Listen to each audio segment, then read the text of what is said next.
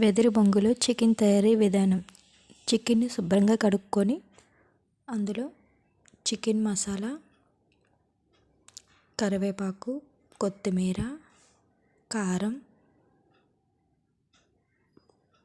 ఉప్పు, తగినంత ఉప్పు, అలాగే కొద్దిగా పెరుగు, చికెన్ మసాలా,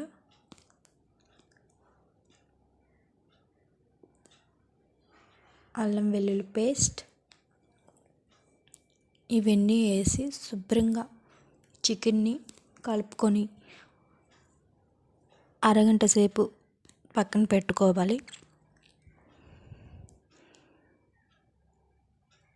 పుదీనా ఉంటే పుదీనా వేయచ్చు, మన ఇష్టం అది.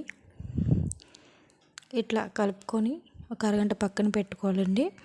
తర్వాత మన ఎదురు బొంగులు అనేది శుభ్రంగా క్లీన్ చేసుకోవాలి. లోన్ అనేది బూజులాగా అనేది ఉంటుంది కాబట్టి మనం చేయి పెట్టి నీట్గా క్లీన్ చేసుకోవాలి. నీట్గా క్లీన్ చేసుకున్న తర్వాత అరిటాకు తీసుకొని కడుక్కోవాలి. అరిటాకు ఎందుకంటే దానిపైన మూత పెట్టడానికి. ఇప్పుడు మనం అరగంట పక్కన పెట్టుకున్న చికెన్ అంటే వెదురు బొంగులో పెట్టి ఈ కడిగి పెట్టుకున్న అరిటాకు ఉంది కదండి, ఆ అరిటాకుని మూతలాగా మడిచి ఇలా పెట్టుకోవాలి.